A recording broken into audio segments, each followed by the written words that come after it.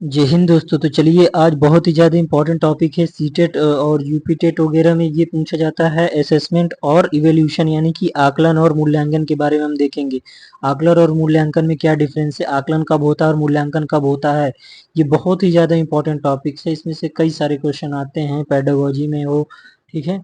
बहुत सारे क्वेश्चन आते हैं, चाहे जिस पेडागोजी में हो, चाहे उसमें आ जाए मैथ की पेडागोजी हो, चाहे आपका बाल विकास में बात करें, सीडीपी में बात करेगा या हिंदी में या संस्कृत में। तो आकलन और मूल्यांकन से काफी क्वेश्चन बनते हैं। तो चलिए देखते हैं आकलन क्या होता है। आकलन, इसका उद्देश्य क्या होता है, सीखने के दौरान असेसमेंट, सीखने के दौरान की उपलब्धि की गुणवत्ता को क्या कहते हैं, परखना इसमें होता है, ठीक है। नोट, इसमें उसी समय सुधार किया जा सकता है, इसको क्या बोलते हैं, आकलन। पढ़ने के दौरान बच्चों में क्या होता है कि फीडबैक लेना, जैसे मैगी बनाते समय मैगी को चख लेना, यानी कि खाना बनाते समय खाने को ही चख लेना, ताकि हम उसमें नमक कम है कि मिर्चा कम है या ज़्यादा है, तो उसको हम नमक कम है ज़्यादा उसको हम कर सकते हैं, ताकि वो हम फिर यानी कि उसको हम सुधार कर सके, उसमें कैसे भी करके हम उसमें फिर यानी कि ताकि हम सुधार कर सके। तो ये क्या होता है कि बच्चे के जैसे उसी समय यानी कि उसी समय बच्चे में सुधार किया जा सके, यानी कि पढ़ाने के दौरान ही बच्चे बच्चे का फीडबैक लेना। ये नहीं कि हम लास्ट में उसका पेपर दे रहे हैं, जब बच्चे को हम पढ़ा रहे हैं तो उसका हम फीडबैक लेंगे, ताकि इसको ही क्या कहते हैं कि इसको आकलन कहा जाता है, असेसमेंट, ठीक है। और मूल्यांकन क्या होता है कि मूल्यांकन जो होता है वो लास्ट में होता है, ठीक है। जैसे हम पढ़ाने के बाद किस बच्चे का क्या करते हैं कि उसका हम देखते हैं, ठीक है। इसका केंद्र सीखने सिखाने की निश्चित अवधि के बाद, सीखने अगर हमने उसको सिखा दिया पढ़ा दिया उसके बाद हम उसका क्या करते हैं, स्तर जांच रहे हैं, ठीक है। तो बिना यह जाने कि बच्चे ने क्यों और कैसे यह स्तर प्राप्त किया, इस प्रकार मूल्यांकन जैसे अंक अथवा ग्रेड आकलन प्रक्रिया पर आधारित है, ठीक है। मैगी बनाने के बाद चखना, यानी कि अब भाई मैगी बनी गई तो उसको बाद में चखने की क्या फिर उसमें जरूरत है, जब मैगी बनी गई यानी कि बच्चे को अपग्रेड और वो दे दिया, ये नहीं पता कि कैसे, यानी कि बच्चे ने लाया ये ग्रेड, कैसे अंक हासिल किया वो नहीं पता है, लेकिन बच्चे का क्या किया कि उन्होंने ग्रेड और अंक दे दिया उस पे कि चलो ये तुम्हारा ग्रेड आया, ठीक है। इसमें कोई सुधार नहीं किया जा सकता है, अब कोई इसमें सुधार की गुंजाइश नहीं होती है। और जो हमारा मूल्यांकन है, इसमें कोई सुधार की गुंजाइश नहीं होती है। आकलन में हम सुधार कर सकते हैं, क्योंकि ये उसी दौरान प्रक्रिया के दौरान ही होता है, आकलन प्रक्रिया के दौरान होता है और मूल्यांकन प्रक्रिया के अंत में होता है, यानी कि लास्ट में आकलन किया जाता है, ठीक है, किसी चीज का। अब देखते हैं सीसी रॉस के अनुसार मूल्यांकन का प्रयोग बच्चे के संपूर्ण व्यक्तित्व अथवा किसी भी समूची स्थितियों की जांच प्रक्रिया के लिए किया जाता है, जैसे कि उनके चहुमुखी उनके चहुमुखी विकास में सहायक होता है। बच्चे की चहुमुखी सहायक में क्या होता है कि विकास में सहायक होता है मूल्यांकन, ये सीसी रॉस के अनुसार इन्होंने बताया, ठीक है। आकलन और मूल्यांकन का प्राथमिक उद्देश्य बच्चों के अध्ययन को बढ़ावा देना तथा उनका चहुमुखी विकास करना। आकलन और मूल्यांकन का क्या मेन उद्देश्य है, चहुमुखी विकास करना बच्चों का। पहले हम उसका क्या करेंगे, आकलन करेंगे, बाद में मूल्यांकन करेंगे, तो ये चीज सही है। मूल्यांकन के उद्देश्य क्या होता है कि ऑब्जेक्टिव ऑफ इवैल्यूएशन, बच्चों के अपेक्षित व्यवहार और आचरण परिवर्तन की जांच करना, यह जांचना कि बालकों ने कुशलताओं और योग्यताओं आदि की कितना ग्रहण किया है, ठीक है। बच्चों की सभी कठिनाइयों का निर्धारण करना तथा दोषों को समझना, ठीक है। उपचारात्मक शिक्षा प्रदान करना, ठीक है। उपचार यानी कि उपचारात्मक, पहले हम निगमनात्मक शिक्षा के बारे में अलग बात करेंगे, अलग से क्लासेस की। उपचारात्मक शिक्षा क्या होता है कि बच्चों को यानी कि उपचार के रूप में उसको यानी कि बच्चे की किस में कमी है पहले उसको खोजना, फिर उसके बारे में उसको यानी कि बताना कि हाँ ये तुम्हारी चीज में कमी आ रही, तो हमने उसकी हेल्प करके क्या की, उसको उपचार कर दिया, ठीक है। बच्चों की चहुमुखी विकास में निरंतर गति प्रदान करता है, ठीक है। मूल्यांकन, इससे अध्ययन और अध्यापन दोनों का मापन कर सकते हैं, ठीक है। अध्ययन और अध्यापन दोनों का मापन कर सकते हैं। चहुमुखी विकास, सर्वांगीण विकास, ओवरऑल होलिस्टिक, इसको ही बोला गया, ठीक है। जैसे मैगी बनाना क्या है, फॉर्मेटिव असेसमेंट है। मैगी बनाने के बाद क्या होता है, वाव अगर कह दे तो उसको समेटिव असेसमेंट बोला जाता है, ठीक है। ये असेसमेंट है, ठीक है। यानी कि मैगी बनाना, जब मैगी बन रही है तो उसको फॉर्मेटिव असेसमेंट कहेंगे उसी समय, यानी कि मैगी बनाते एक प्रक्रिया चल रही है, लेकिन अगर मैगी बनाने के बाद अगर कोई प्रक्रिया दे रहा है तो उसको समेटिव असेसमेंट बोलेंगे, ठीक है। अब मूल्यांकन के प्रकार देखते हैं। मूल्यांकन के प्रकार क्या क्या होता है, निर्णयात्मक मूल्यांकन यानी कि रचनात्मक मूल्यांकन, योगात्मक मूल्यांकन यानी कि संकलात्मक, और निदानात्मक मूल्यांकन, डायग्नोस्टिक, ठीक है। समेटिव और डायग्नोस्टिव। ठीक है, क्या होता है कि आगे देखते हैं कि एक साल में 4 फॉर्मेटिव और 2 असेसमेंट होता है। दो समेटिव सॉरी एक साल में 4 फॉर्मेटिव और 2 असेसमेंट होता है। ठीक है, चलिए आगे देखते हैं। अब क्या होता है सतत और व्यापक मूल्यांकन हम देखते हैं, बहुत ही ज्यादा इंपॉर्टेंट है चीज ये topic. CCE, continuous and comprehensive evolution. ठीक है, सतत और व्यापक मूल्यांकन। आरटी अधिनियम 2010 के अनुसार सीसीई को प्रत्येक बच्चे की प्रारंभिक शिक्षा पूरी होने तक लागू किया जाए। आरटी अधिनियम को इसकी मूल भावना में क्रियान्वित करने के लिए सतत और समग्र मूल्यांकन एक अनिवार्य आवश्यकता है। इस प्रकार सीसीई बच्चों की स्वयं की प्रगति के साथ उसकी क्या करता है उपलब्धियों पर ध्यान केंद्रित करने के लिए प्रोत्साहित करेगा। ठीक है, सीसीई सीसीई सतत, कॉन्टिन्यूअस और कॉम्प्रहेंसिव। सीसी मतलब कॉन्टिन्यूअस एंड कॉम्प्रहेंसिव इवोल्यूशन। ठीक है, ठीक है, हर समय ये क्या होता है कि हर समय होता रहता है। जो सतत का मतलब क्या होता है कि हर समय होते रहना।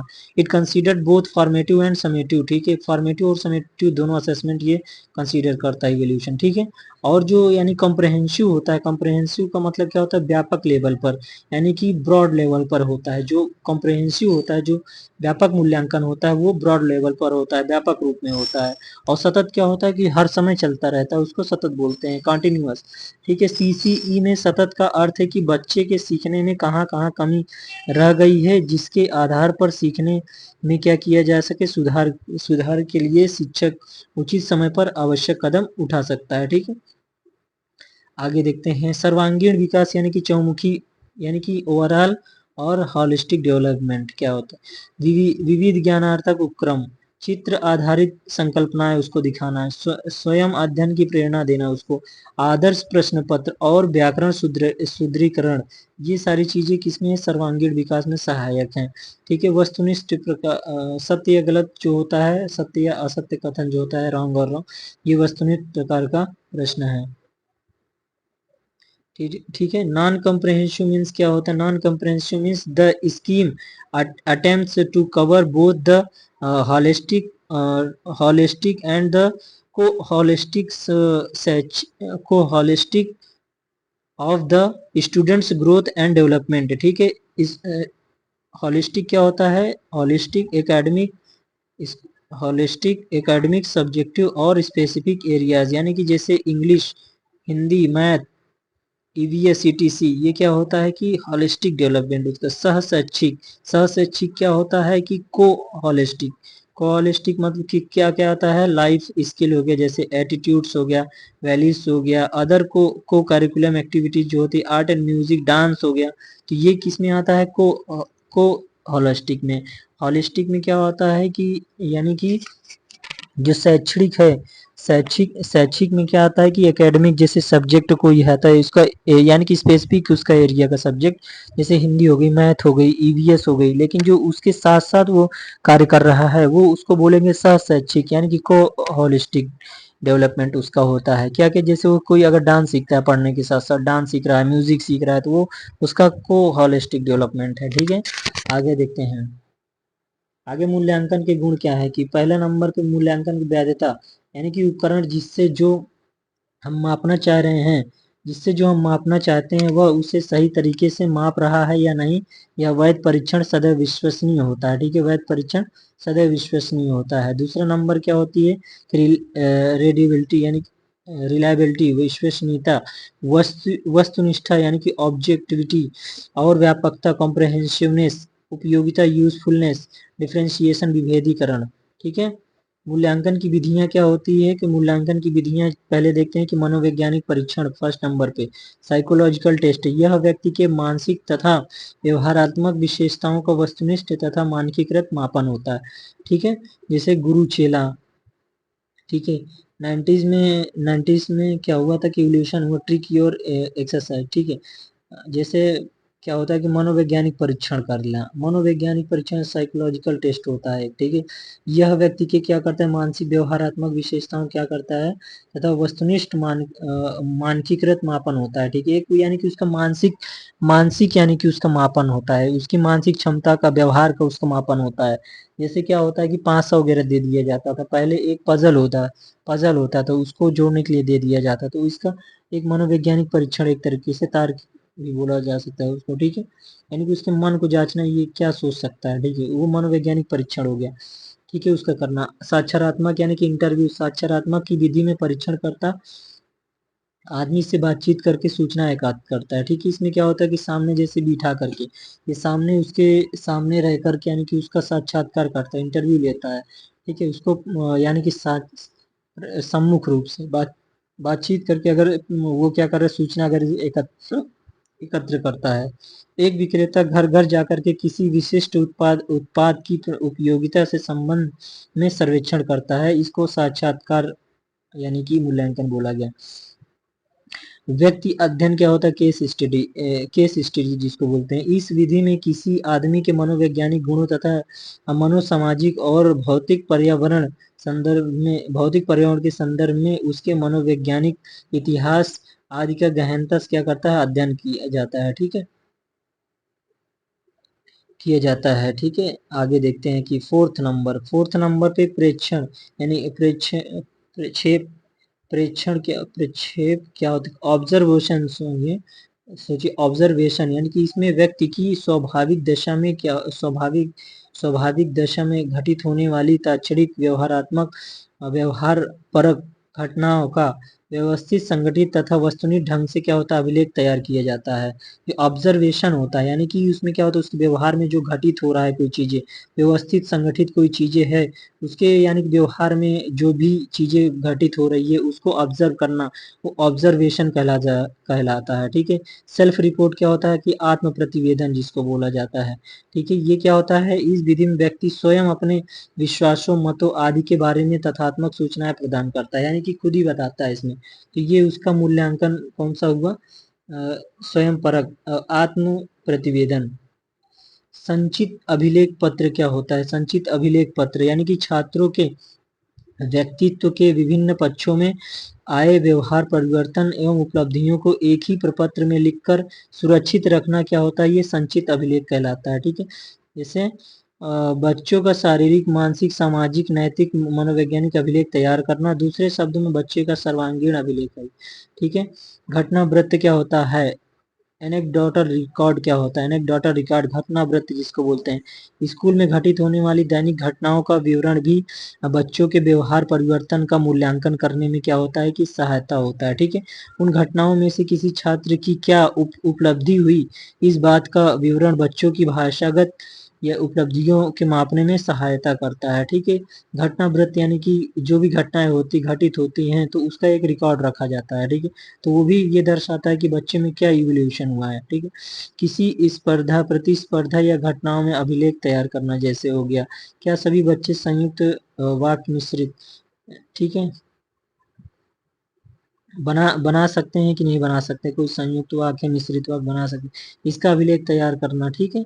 ये सारे निर्धारण मापनी क्या होता है, रेटिंग स्केल, बच्चों की योग्यताओं व उपलब्धि को जांचना कि वह किस स्तर की है, इस बात का निर्धारण करने के लिए निर्धारण मापनी का प्रयोग किया जाता है। जैसे ग्रेड देना, तो वो निर्धारण मापन किया जा रहा है, यानी कि उसके रेटिंग स्केल किया जा रहा है, जांचना कि वो किस स्तर तक की उसने उपलब्धि यानी कि योग्यता हासिल की है, ठीक है। अब पोर्टफोलियो क्या होता है, पोर्टफोलियो इंपॉर्टेंट है, समय की एक निश्चित अवधि में विद्यार्थी द्वारा किए गए कार्यों का संग्रह होता है, ठीक है। रोजमर्रा के काम भी इसमें होते हैं, जैसे शिक्षार्थी के कार्य के उत्कृष्ट नमूने भी हो सकते हैं इसमें। पोर्टफोलियो विभिन्न तरीके में मदद करता है जो कि निम्न प्रकार से, ठीक है। पहले यह शिक्षक के बच्चे की समग्र चौमुखी मूल्यांकन में क्या होता है, सक्षम होता है। पोर्टफोलियो हम तैयार करते हैं बच्चे का, जैसे पोर्टफोलियो तैयार करते हैं बच्चे का कि बच्चे की रोजमर्रा की जिंदगी क्या थी और इसने निश्चित अवधि में क्या क्या कार्य किए हैं, तो वो उसका यानी कि एक पोर्टफोलियो तैयार हो गया, ठीक है। अब आगे देखिए, आगे क्या होता है, अधिगम के लिए आकलन करना, आकलन क्या हो, फर्स्ट नंबर है कि अधिगम के लिए आकलन यानी कि असेसमेंट फॉर लर्निंग, फॉर आ गया ना, आप इसे याद रखिए, फॉर के कब लगेगा, शिक्षण के दौरान ही आकलन करना ताकि उसी समय सुधार किया जा सके, किसी काम को करते समय उसी के बीच में जांच जांच कर लेना कितना सीखा है, सीख रहा है बच्चा, कितना नहीं सीख रहा है। जैसे खाना बनाने के बीच में ही उसको चख लेना कि अच्छा है या नहीं है, तो ये और पढ़ाते समय ही बच्चे की योग्यता को जांच लेना, ये क्या है कि असेसमेंट, ये किस में आ जाता है कि असेसमेंट फॉर लर्निंग है, ये अधिगम के लिए आकलन है। ठीक है, यानी कि उसी समय चख लेना। अब क्या होता है कि अधिगम का मूल्यांकन ऑफ आ जाएगा इंग्लिश में। मूल्यांकन मतलब क्या हो, अगर ऑफ आ गया, ठीक है, इवोल्यूशन या असेसमेंट ऑफ आगे लर्निंग, तो इसका मतलब क्या हो गया, अगर के लिए फॉर है तो उसी समय हो रहा है, ठीक है, प्रोसेस के दौरान। अगर का आगे, अधिगम का मूल्यांकन योगात्मक मूल्यांकन पर आधारित होता है, अर्थात हम काम को खत्म करके उसकी जांच करते हैं। ठीक है, हमने कितना सीखा, जैसे शैक्षणिक भ्रमण पर, टूर पर मैम ले जाती हैं, उसके बाद जब टूर से आ जाते हैं बच्चे, तो उसके बारे में पूछते हैं कि आपने क्या क्या देखा, क्या क्या चीजें आपने क्या किया, ऑब्जर्व किया, आप लिखिए अपने शब्दों में। ठीक, तो वो उसका जो लास्ट में इवोल्यूशन उसका हो रहा है, तो वो यानी कि क्या हुआ कि असेसमेंट ऑफ लर्निंग हो रहा है या इवोल्यूशन ऑफ लर्निंग हो रहा है। ठीक है, अधिगम के लिए अधिगम का आकलन हो रहा है उसमें। ठीक है, आगे देखेंगे।